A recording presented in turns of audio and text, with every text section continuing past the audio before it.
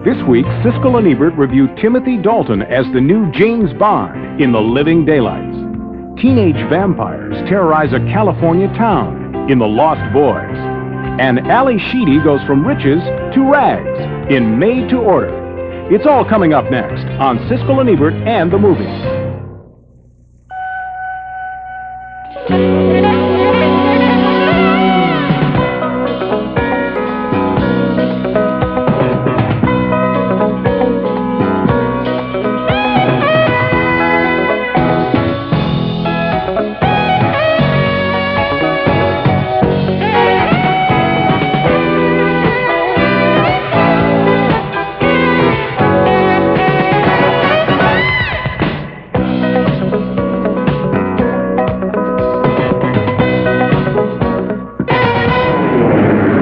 Take over. This time, hold it steady. Where are you going? Drop a bomb.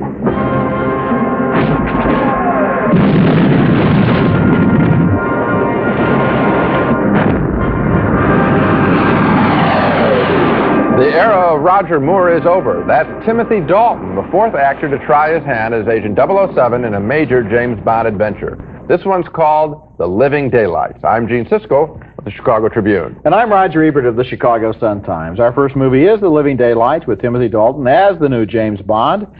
And I guess the question that people would like an answer to is, what kind of a James Bond does he make? Well, I give him a mixed review. Timothy Dalton is a good actor. He is very convincing in the movie's more serious moments. He has a great screen presence. He looks interesting. But if he has a weakness, it's the comic side of the character. With Sean Connery and with Roger Moore, you always knew that they saw the humor in James Bond, and I've always thought of this series as basically sort of a put-on plus special effects anyway. So with Dalton looking for humor, I wasn't so sure. Look, for example, at this scene involving a new edition of Bond's famous Aston Martin. Sean Connery had a lot of fun with the original version of this car, but Dalton plays it a little bit straighter. What is it? I've had a few optional extras installed.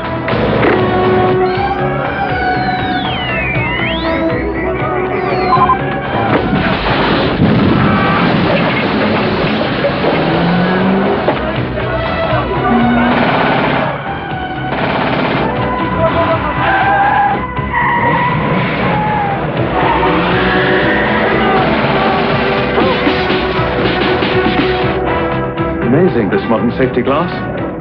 The movie includes a full array of all the usual obligatory Bond stunts. Here's a cliffhanger on Gibraltar in a scheme that involves the Russians and a renegade American arms dealer who wants to smuggle opium from Afghanistan. To stop the plot, Bond disguises himself as an Afghan and plants a bomb in a plane load of opium. He almost gets away with it, but he's spotted by the villain, played by Jerome Crabb.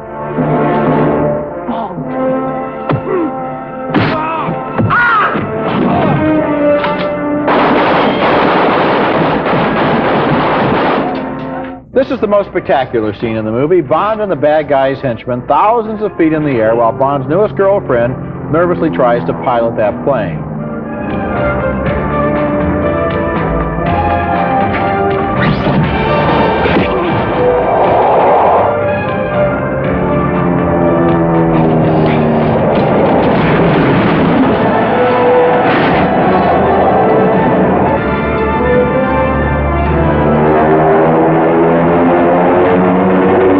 That's Miriam Dabo there, a former model as the beautiful blonde. A lot of social observers have taken note of the fact that Bond, the old ladies' man, has a very conservative affair with just that one woman in this movie, unless, of course, you count the fact that in the pre-title sequence, they always have at least one scene where Bond drops in on some beautiful woman unexpectedly. Maybe that lack of Bond's traditional promiscuity in this film reflects the fear of AIDS in our society. I don't know, but it puts a lot of responsibility on Miriam Diabo's shoulders as the only Bond woman in the whole movie. And after such legendary Bond girls as Ursula Andress, Maude Adams, Kim Basinger, and Britt Eklund, I frankly didn't find her very interesting. She just didn't seem to have the psychic weight to carry this role. She plays a Russian cello player who's innocently caught up in espionage, but the plot is never the point anyway in a Bond picture. It's just the relationships and the stunts, and my bottom line is the movie has great stunts, it has good special effects, it has a Bond who needs to work on his sense of humor, and it has a Bond girl who is not in the great tradition. And I should add thumbs down. Me too, Roger. I was disappointed in the film. I'm not as impressed, actually, with Dalton as you are. He's better than Roger Moore, but for me, that's not much of a compliment. He's nowhere near Connery was. It's a classic figure. To me, he looked a little mousy. This Pierce Brosnan, I saw him in a new film coming up, Fourth Protocol. I think he might make a better Bond. He has more of the verve for life. This guy seems a little reticent.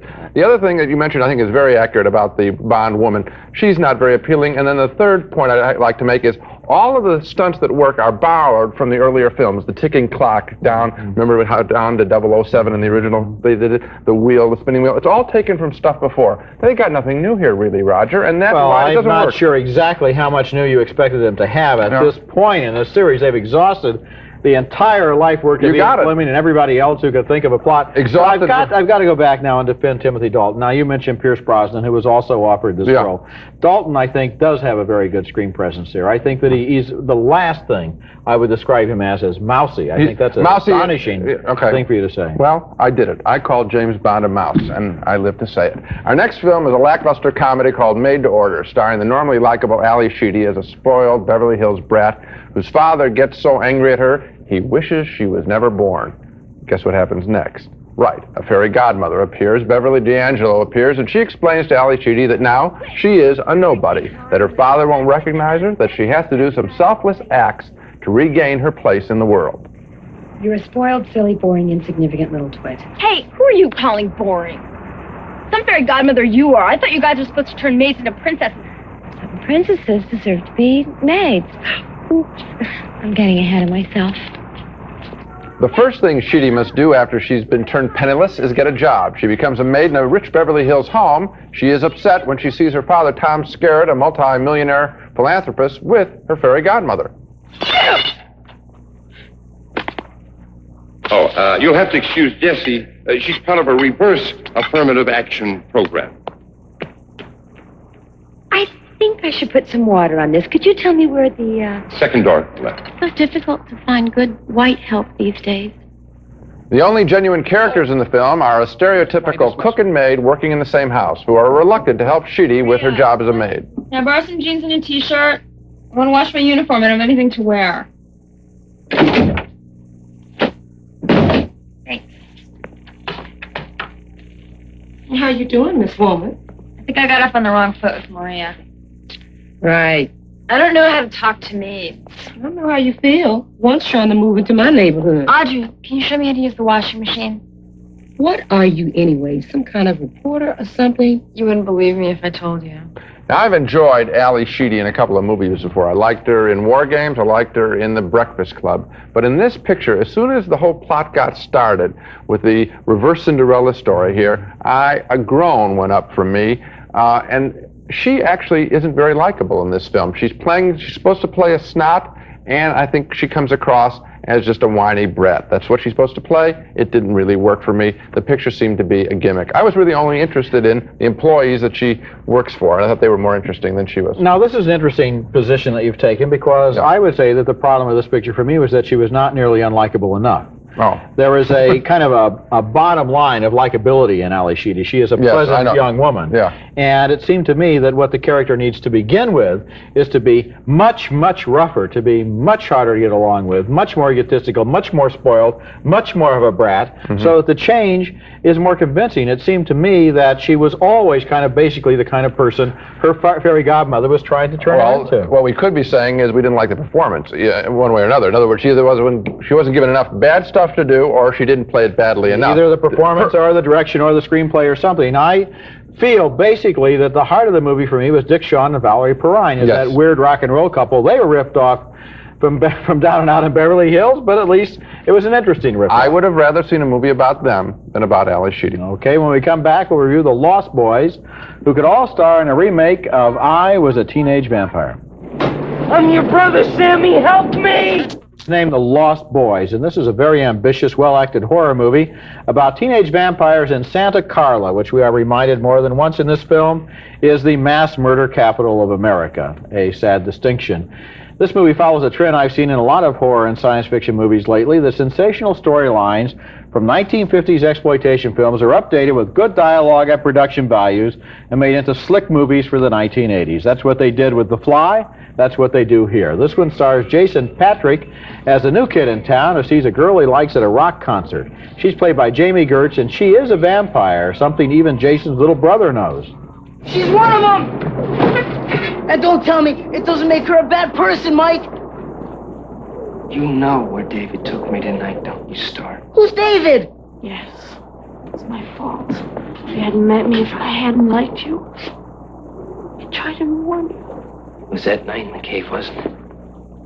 That wasn't wine they gave me to drink. It was blood. That was David's blood. You drank someone's blood? Are you crazy? Kiefer Sutherland stars as the leader of the vampires, and it's a good, tough performance. You afraid to face me, David?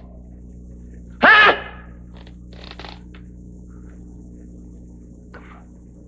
Tried to make you immortal. You tried to make me a killer!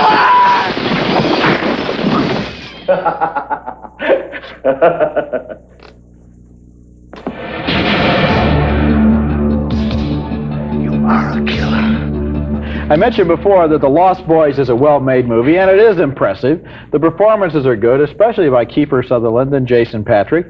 The special effects are good. The vampire scenes look convincing, and some of the credit for all of that goes to the director, Joel Schumacher, who specializes in supernatural subjects and did that weird Shirley MacLaine movie a few years ago, The Possession of Joel Delaney.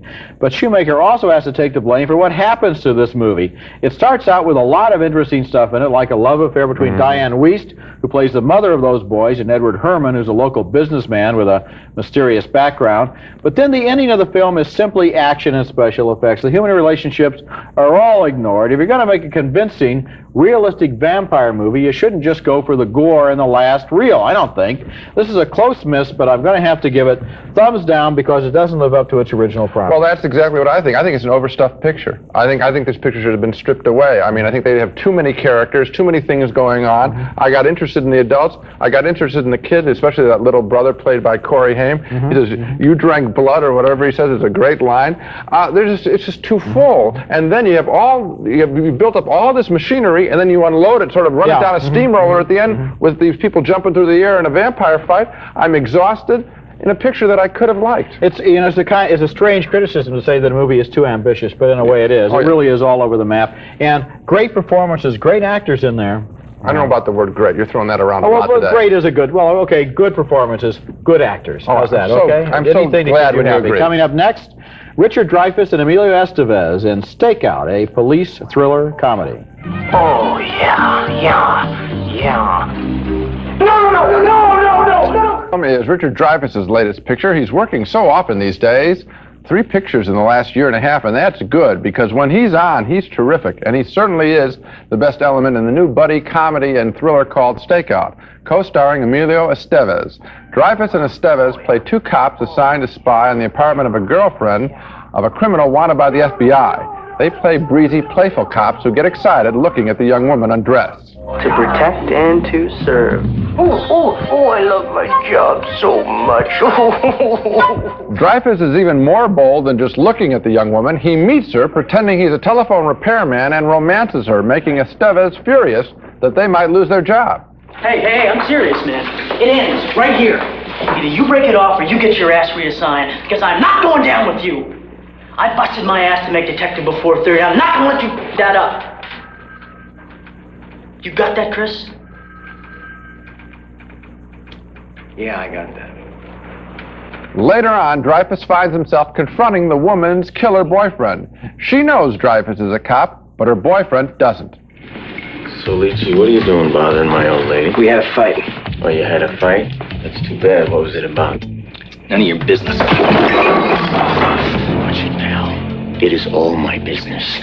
Now, what was it about? She found out I was violating my parole, okay?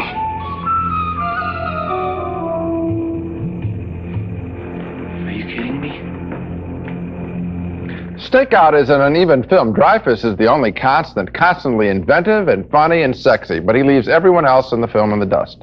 The film opens with needlessly brutal violence by the boyfriend, Aidan Quinn. The girlfriend, Madeline Stowe, is just a body, not a personality. And Estevez is simply out of his league here, I think. Even with a mustache, he looks like he's making a desperate attempt to keep up with Dreyfuss. So it comes down to how big of a Richard Dreyfuss fan are you? Would you want to miss him in a film in which he is very good? I wouldn't, but I can't recommend the film, just his performance.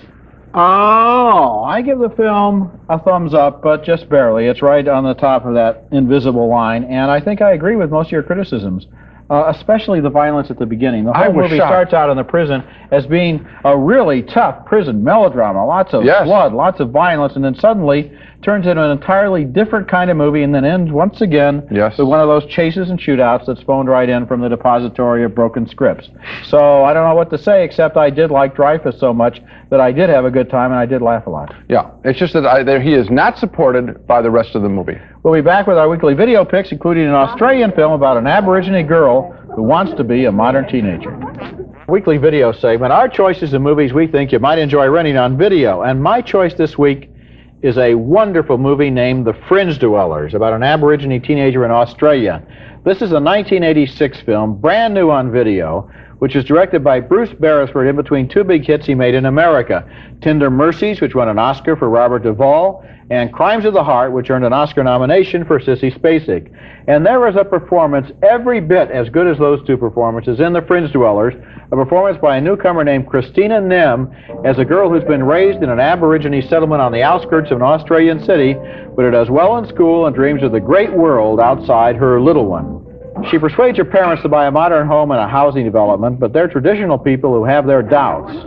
Some of the moments in this movie really hurt, like this episode of stupid and cruel racism. Like my brother's shirt we put in the second-hand shop. Nah, hope to disinfect their glasses there. Yeah. Why do they call Aboriginals bull? Because that's the noise they make when they hit the roof. You ought to be ashamed of yourself. I'm talking to you. Those kids have got as much right to be in here as anybody. This is a movie that a lot of people missed when it first came out. It only played in a handful of theaters, but it's one of the most unforgettable movies I've seen in a long time, and it says something important, not just about those specific characters in Australia, but about all teenagers, and all teenagers' parents in a way, teenagers who want to do whatever is fashionable and parents who are perhaps too settled in their traditional ways. The family life in this movie is so close, so passionate, and seems so real, and the performance by Christina Nim is so good that there are times when it's heartbreaking. The Fringe Dwellers is a very, very good film. I would maybe take out one of the varies and just say it's a very good film. Some of it seems a little bit pat to me. In other words, I know that there's going to be the break between the girl and the old-fashioned parents. And so when the story marches along in that way, I think I know what's going to happen. At the same time, the way these people play their situation out, that I think is played very well. The situation seems familiar to me. We looked at a movie last week called Wish You Were Here, about a young girl growing up in England. Now here's a young teenager growing up in Australia. On a double bill, the two of them would be very nice as partners, because they show in different ways in different societies how some of these things are so universal. And the thing that makes me sad is, of course, you're talking about foreign films of substance about young people, and not in America. God forbid there would ever be an American film that said anything about teenagers. Well, you know, actually, we had one this year, The River's Edge. Yeah. Go and see that if it's still around, because that is terrific. It's probably going to be on my best 10 list. My choice this week for a video is an offbeat thriller called The American Friend, made by the young German director Wim Wenders. In The American Friend, Wenders tells the convoluted story of murder amid international art fraud, with Dennis Hopper playing a shadowy figure who sells paintings of a great painter whom everyone thinks is dead, and thus whose work is in great demand. I sold one painting, I'm ready to sell another one. How much? It's $2,000 for you. I told you I got a good eye. Take care of it. The new one's hard to buy. Later, Hopper winds up taking pity on a German frame maker who is framed himself when he's told by mobsters that he has only weeks to live and should cash in by becoming a hitman. Here's an exciting piece of direction as the frame maker nervously tails a man who he's going to kill in the Paris metro.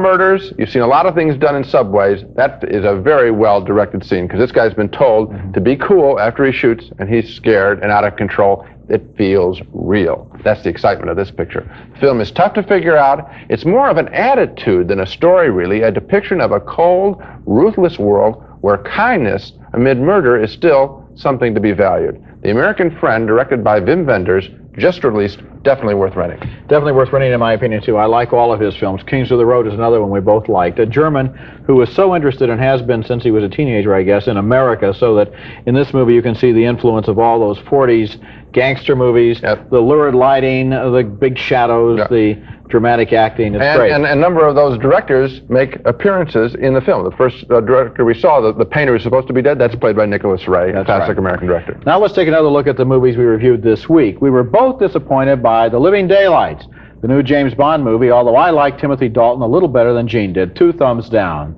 2 more thumbs down for Maid, the fantasy about a spoiled brat who learned her lesson. We only really like the supporting characters.